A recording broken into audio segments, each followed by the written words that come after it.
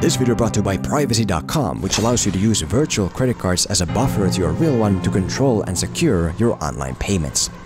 Okay, maybe when the killer attacked Madison, they formed like some kind of like a psychic bond. Are we really having this conversation?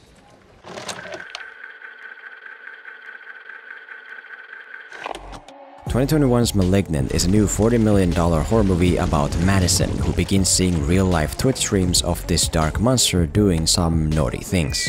Either subscribe, donate, or get out. And one of the biggest things to take from it is the visual expertise of director James Wan. The way he's able to shoot even the most mundane locations in an interesting outside-the-box way is astounding, and the movie is definitely worth a watch to see what you can do with the camera. But when it comes to Malignant's ability of being a scary modern horror movie, not so much. Like, the only real scary thing about it is the horrendously poor quality of the writing, with the dialogue, for example, getting so ridiculously on the nose that it's almost as if the writers forgot to write dialogue and just used technical explanations from their notes. All my life, I've yearned for a blood connection with someone. Yet in the end, it was right in front of me all along. But that said, the more you rewatch and think about this film, the more you can find clues that that was kind of the point. That it's meant as an homage to crappy, campy 80s horror movies that the audience can laugh at more than be scared of. We have the main actors selected from arguably the worst Conjuring movie. Unless Curse of La Llorona is also part of the universe. We have nonsensically moody locations like a suburban house attic with a giant industrial fan. We have unbelievable characters like a husband who gets so mad about having the TV closed on him that he starts accusing his pregnant wife of being pregnant. No, maybe you need to stop getting pregnant. Boy, that escalated quickly. We have turn of events that mean nothing to the audience in the context they have and yet still get framed as if we just learned that Bruce Willis was dead all along. Sydney, I'm adopted. So yes, clearly when Malignant sold itself as a new vision of terror, it actually meant that it's so incompetent at terror that it's a comedy. And that's very accurate, because no doubt it ranks as one of the worst modern mainstream horror movies you'll find. Now, whether being a bad horror movie on purpose makes Malignant a good movie overall, that's up to you. If you love it for being positively campy, then I'm sure it's great. If you hate it for being negatively low-quality horror, then I'm sure it's terrible. Like, it doesn't really matter. What matters is that since it was designed to be terrible at horror, it can now be used as a very useful chart of pitfalls to avoid when making a modern horror movie you actually want to be scary. And so, let's do that. Let's take a look at exactly how Malignant successfully ruins its inherent scariness on all core fronts of the genre. Here's how to succeed at failing at horror.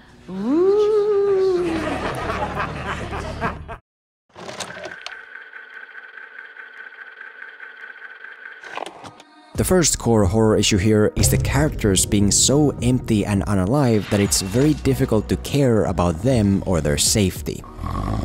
The main hero, Madison, for example, has no distinguishable personality. Essentially, she's a nurse who never does anything nurse-related or really anything else either. Please, I really need to get some rest. I got a bad feeling about this. The key reason we're given to care for her is through the sympathy of her losing her baby, which doesn't really work because it's so superficial. We can see from her belly that she's pregnant and then also hear that it's making her feel bad. Dumpling's been giving me a really hard time. And that's it, then the baby's gone.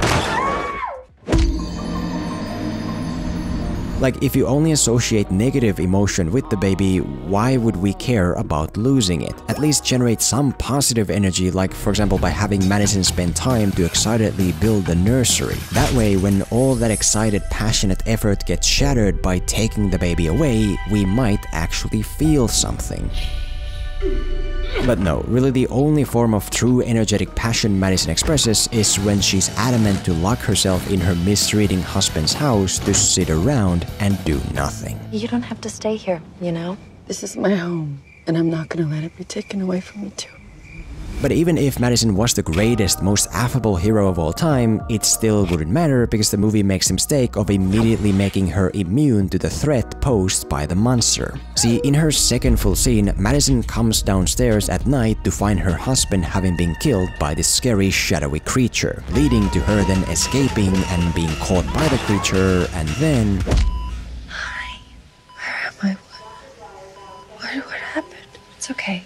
You're in a hospital. Right, so it's 50 minutes into your 2-hour horror movie and you've already established that the monster isn't a threat to the hero, which then means that all the following scare scenes between them do not work. Like, what are we supposed to think here? That the monster just didn't feel like killing her the first time, but now suddenly had a change of mind. Like, no, you've successfully informed the audience that the hero isn't actually in danger and that, especially with the baby already gone, there's nothing here to fear. Where's the baby? Forget the baby! Man! Are you some sick individual that just leaves a baby? Having close calls is great, but you still want to protect the fear factor. Here, for example, maybe Madison successfully locks herself in the nursery away from the monster, and as she stumbles and starts losing consciousness, the monster is trying to get in, but then cop sirens begin sounding, and then...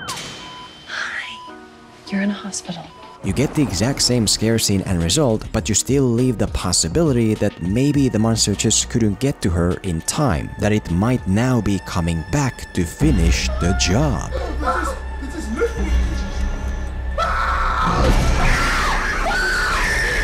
And as for the other characters, they're all much worse. We have a sister who takes every piece of information at face value as if she's less of a person and more of a figment of the plot meant to keep things moving. Maybe when the killer attacked Madison, they formed like some kind of a psychic bond. We have a mother who exists only to convey exposition. That's why we never throw anything out. We have 2 detectives who are so empty that they could be replaced by any other 2 detectives who look the same and nobody would notice. I mean, most of the scare scenes in this movie are built on the monster killing people that we've barely even seen before. And while the gore is very well done and can definitely cause a reaction, the emotional connection here is so non-existent that there's really nothing and nobody to fear for. Because despite all the gore and music and visual tricks, it's not like the monster will suddenly face the camera and attack the audience. The audience isn't a character. Movies don't function that way. If you can't fear for the characters on screen, it's much more difficult to fear at all as opposed to just being squeamishly entertained by the brutality.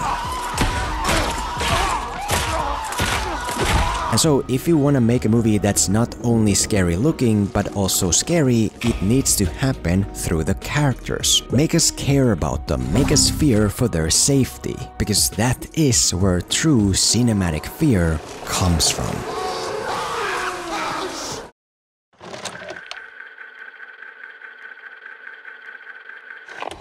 The second key horror issue here is the supernatural monster being handled so poorly in practice that all of its inherent scariness just gets nullified. First off, like I mentioned, the movie introduces the shadowy creature with quite a bit of limitations. After coming off as a deadly force with the husband, not only does it then not kill Madison, but also doesn't kill or even really harm its next unknown woman victim. Instead, it just ties her up to the wall.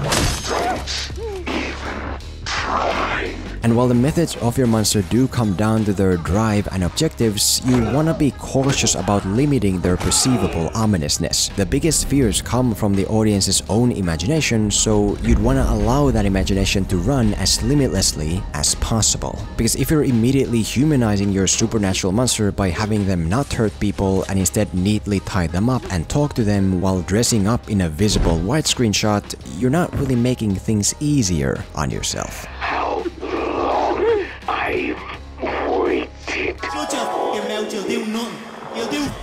To build on this, the shadowy creature is also very unsuccessfully kept in the shadows. Like 30 minutes in, we're in this attic that looks so much like Madison's house that it's very difficult not to make the connection. And through that, we can also connect the creature to Madison herself. That if it's not her, which it probably is because they look the same and it's the most cliche trope for a movie like this, at least they're somehow linked. And that's just another reason not to fear for her safety. Because if you allow the audience to take security in being able to know and anticipate bad things 40 minutes before they happen, and it's a horror movie where uncertainty equals fear, you might be in trouble. I told you from day one. The opposite end of this is that the creature's scary abilities are much too vaguely defined. On some occasions, it can teleport and move around like a ghost, whereas in other cases, it's more like just a strong guy. So it gets difficult to feel fear when the reason to fear keeps changing depending on the situation. Uncertainty is useful, but confusion is not. The visions and inhuman strength are justified with the great twist of there being two people in one, but the electricity control, for example, seems like something the movie pulls out of its ass just to look cool. Not only does it have no meaningful impact on the story, except a negative one, it's also never explained beyond just tossing out the magic word. Ask her what she used to call me. The devil. Oh, well, isn't that convenient? Which leads us to the monster's oppression also being shared way too much. Around the midpoint, for example, we finally get the turn of the woman falling from Madison's attic, which then makes the cops and audience think that maybe it was her all along. But when she's then getting grilled by the cops in the scene after, the monster just hits them up on the phone to say otherwise. You found my things. Why was your stuff in her attic? You trying to incriminate her? And it's like, how are you gonna play a rendition of Where's My Mind to imply the hero's insanity and then 3 minutes later prove in front of everyone for free that she's not insane? Almost everybody in here is allowed to help and believe the hero, whereas ideally you'd want to restrict the audience's ability to take comfort in other people. Because the less people there are to carry the monster's oppression, the heavier it will weigh and the more helpless we will feel trying to solve it. You can't keep lying like this, Maddie. There's no Gabriel. Go to your room. Madison, go to your room right now. You trying to incriminate her? Dumb thing. Didn't even know I was nesting in her home. And obviously none of this matters anyway, because in the third act the monster turns into a goofy John Wick from Tenet, which also isn't helped by the fact that a lot of it is anchored in the monster's POV as if it's the hero. Whereas for Scary Movie you'd want to borrow more from the fantastic prologue of A Quiet Place Part 2, which does the same thing but through point of view also maintains a really effective sense of dread. Now obviously this too is awesome and super well made, but it doesn't really make people fear as much as it just makes them smile. And so if you don't specifically want the audience to view your monster as a goofy parkour enthusiast who moves like an idiot and struggles to take care of one human detective, then don't present it as such.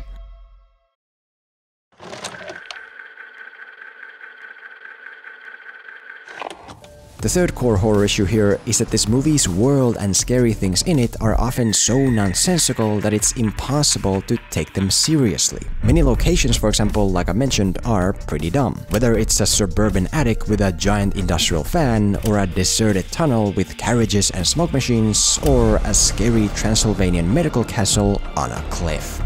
Stupid. And then we also have the scares, which are often quite idiotic because they're not justified within the film. A lot of the scary moments are essentially built on the monster doing pranks like playing with electronics and opening fridges and blasting the TV, which can initially seem frightening because... But a big reason for why that fright quickly fades is because the more we see the monster just standing ominously in the background, the more we realize that there's no reason for it to be happening. Like, if the monster in the beginning is going to kill the husband instantly without any pain, why doesn't it just do it while he sleeps? What's the point of having him first cluelessly walk around a bit? Oh right, it's cause it's a movie. Oh my dude, you just got pranked! And so unless that's what you want, then better to take a page from something like The Conjuring, where the scares are logically justified. Brings us to the 3 stages of demonic activity: infestation, oppression, and possession. Which brings us to the stage of demonic activity. And then there's major plot beats which follow no logic. We have the detective wanting to age up this one patient photo he found at a murder scene, not because he thinks it looks familiar or anything, but just because the plot demands it. How old do you need? 30 years. Which then of course brings a 100% accurate result, even though the photo girl's face is barely visible. She was the doctor's patient.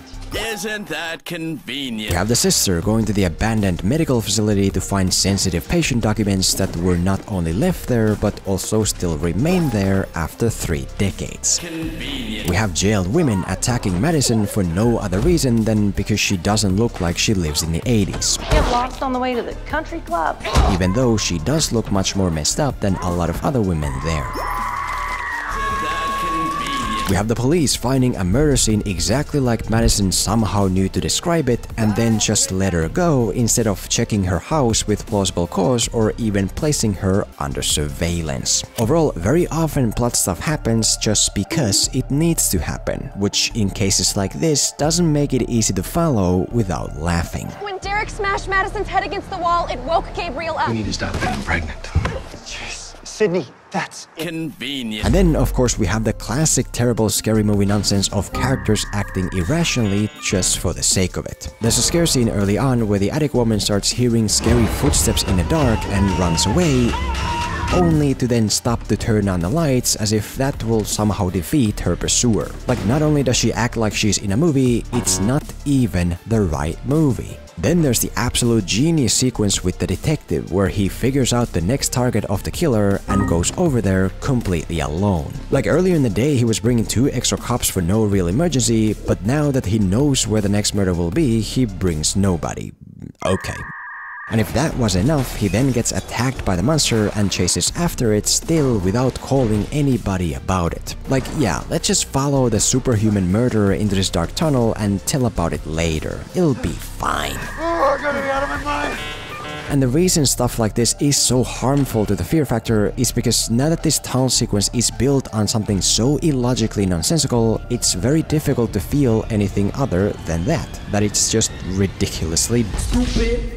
Your horror movie can have supernatural elements, but if it takes place in the real world, it still otherwise has to operate according to real-world rules. One abnormality can't suddenly turn the entire thing into nonsense. Why am I calling the police? Why am I calling the police? Why am I calling the police? Because in the city of Seattle there are more than 20 police officers. Unless, of course, that is the point. If you want to make a horror movie so bad that audiences can laugh at above anything else, then Malignant is a fantastic example how. But if, on the other hand, you want to make a horror movie that audiences can take more seriously and actually fear, then Malignant and everything we've talked about it here today is still a fantastic example. Only in how not to.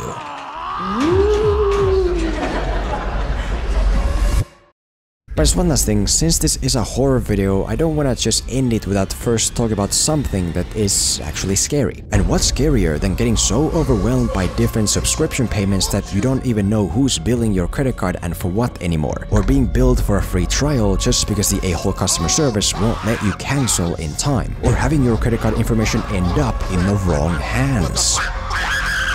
Well, just like Malignant, none of this has to be scary either, thanks to Privacy.com. It's a fully free browser and mobile app that allows you to create virtual cards for a credit card as a sort of VPN-like buffer to secure and control your money flow. You can organize and label all your different subscription payments to keep track of who is billing you and why. You can set spending limits or even fully block payments on a specific card so that the vendor can only get the amount you allow. And you'll also make all online transactions safer because you're not putting your actual credit card info out there. And you know, if you want 2 trials of a streaming service instead of 1, just create 2 cards. But maybe don't go overboard. So for anyone in the US who is paying money to many different places, head to privacy.com/Filmento or click the link below to sign up for a free account. And right now also get $5 to spend on your first purchase. Thanks.